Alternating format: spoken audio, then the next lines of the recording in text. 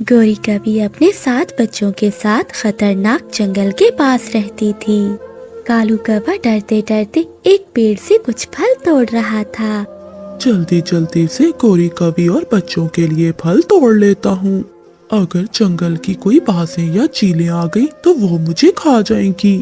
कालू कौवा डरते डरते कुछ फल तोड़ता है और अपने घर की ओर चला जाता है।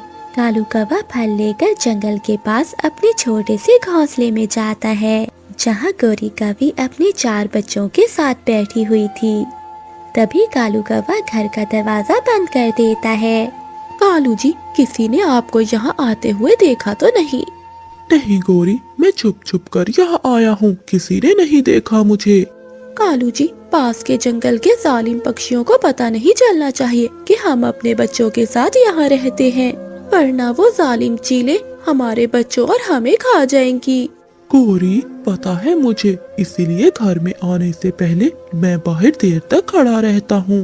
अच्छा गौरी, तुम बच्चों को ये फल खिलाओ, मैं नदी से पानी लेकर आता हूँ। माँ, तुम हमें बाहर खेलने क्यों नहीं जाने देती हो? हमें सारा दिन घर में रहना अच्छा नहीं लगता। मुन्नी बेटा, अभी तुम सब बहुत छोटे हो, यहाँ बाहर हर जगह बहुत खतरा है। वो सब जालिम पक्षी तुम जैसे मासूम बच्चों को खा जाएंगे। माँ, क्या वो जालिम चीलें हमें भी खा जाएंगी? नहीं बच्चों, जब तक मैं तुम्हारे साथ हूँ तुम्हें कोई कुछ नहीं कह सकता। फिर कालू कौवा भी पानी ले आता है। वो सब पानी पीकर सो जाते हैं।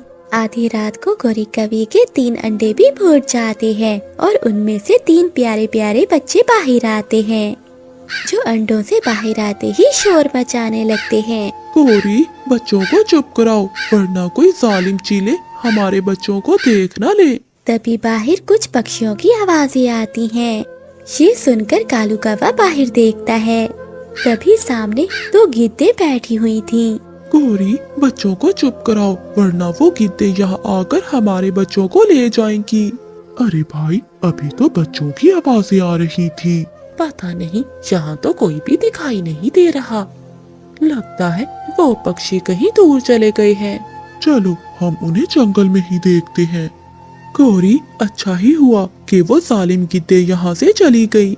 आज तो इन छोटे बच्चों ने हमें मरवा ही दिया था। अगली सुबह कालू कौवा बच्चों के लिए फल लेने जाता है और गौरी कवि घर में बैठकर अपने 7 बच्चों की रक्षा करती है। ऐसे ही कुछ दिन बीत जाते हैं। एक दिन गौरी कवि और कालू कौवा अपने 7 बच्चों को लेकर बाहर बैठे हुए थे। तभी दूर जंगल से वो जालिम गिद्दे उन्हें देख लेती हैं। अरे भाई, वो देखो कौवे और कौवे के बच्चे। चलो भाई जल्दी करो, मेरे तो मुंह में अभी से पानी आ रहा है। भाई रुक जाओ, हम अभी इनका शिकार नहीं कर सकते।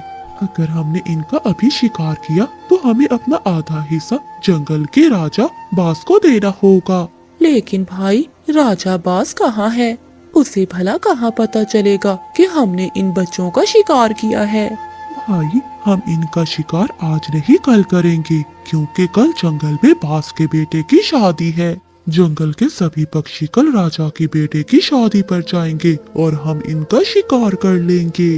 राजा बाज ने अपने जंगल में एक कानून बनाया था कि कोई भी अपने जंगल में शिकार नहीं करेगा। अगर कोई शिकार करते हुए पकड़ा गया तो उसे हमेशा के लिए काल कोठरी में बंद कर दिया जाएगा। अगले दिन शाम को गौरी कवि घर में बैठी कालू कौवे का इंतजार कर रही थी। अरे कालू, अभी तक घर क्यों नहीं आए? ये तो सुबह से घर से निकले हुए हैं, अभी तक आए क्यों नहीं? क्या हुआ माँ, आप इतनी परेशान क्यों हो? बच्चों, तुम्हारे पापा सुबह से जंगल में गए हुए हैं और अभी तक लौट कर नहीं आए। पहले तो कभी उन्हें इतना समय नहीं लगा।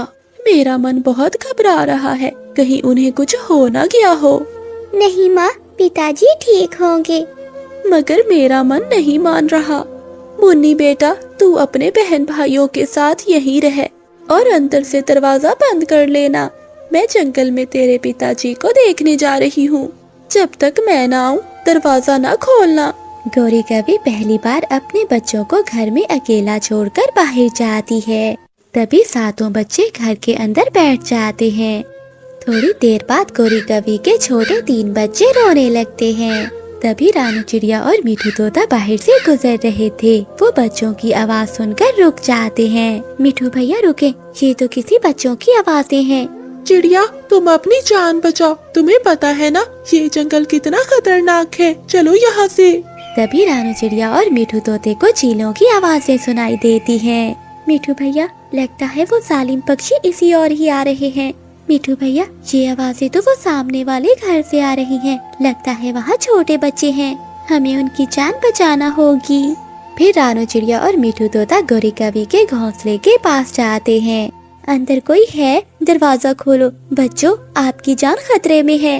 बच्चे डरकर दरवाजा खोल देते हैं। बच्चों, आप सबकी जान को खतरा है, आप सब मेरे साथ चलो।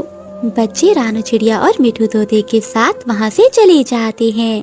रानू चिड़िया बच्चों को अपने घर ले जाती है। दूसरी ओर वो गीतें रात को गौरी कवि के घर जाती हैं, मगर वहाँ तो कुछ भी नहीं था। भाई, यहाँ तो कोई भी नहीं है। मुझे लगता है वो सब जंगल छोड़कर चले गए हैं। वो दोनों गीतें घर से बाहर निकलती हैं, तो उन्हें कालू कौवा और गौरी कवि देख लेते हैं। कालू कौवा और गौरी कवि अपने घर जाते हैं। अरे बाप रे, कालू जी, हमारे बच्चे कहाँ चले गए? लगता है उन कीटों ने हमारे बच्चों को खा लिया। गौरी कवि रोने लगती है। गौरी, चुप कर जाओ। चलो हम जंगल के राजा बाज के पास जाकर उन कीटों की शिकायत करते हैं। हम उन दोनों को छोड़ेंगे नहीं। तभी वो दोनों पास के जंगल के राजा बाज के पास जाते हैं।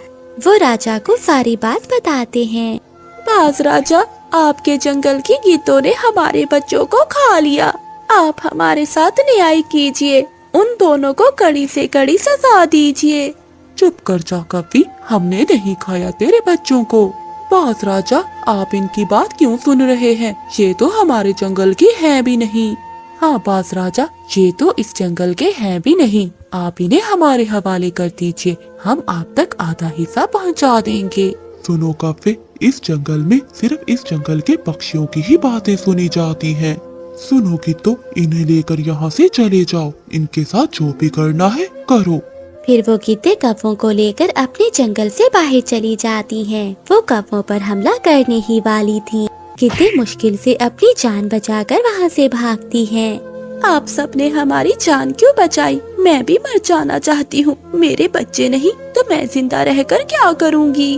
कवि बहन, आप चिंता नहीं करें, आपके बच्चे मेरे पास हैं। फिर रानू चिड़िया गौरी कवि को सारी बात बताती है। फिर गौरी कवि और कालू कौवा रानू चिड़िया के घर जाते हैं। वो अपने बच्चों को देखकर बहुत खुश थे।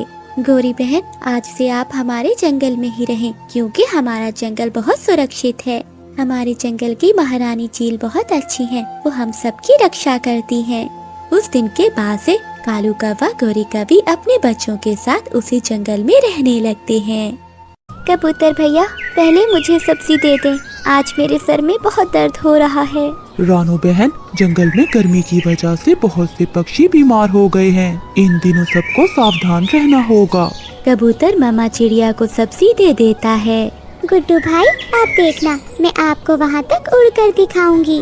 तुम गिर जाओगी, तुम जरूर गिरोगी।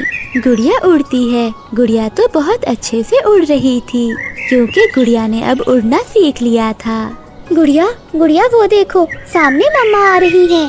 अपनी मम्मा को आता हुआ देखकर दोनों बच्चे घर चले जाते हैं और घोंसले में लेटकर सोने का नाटक करने लगते हैं। बच्चों, आप उठ जाओ, मेरे सर जाओ, आज मैं भूखी ही रह लूंगी। फिर वो दोनों अपने घर की ओर जाने लगते हैं। माँ, मुझे माफ कर दो। बेटी, माँ हमेशा माँ ही होती है, चाहे वो सौतेली हो या सगी। मैंने तुम्हें माफ किया।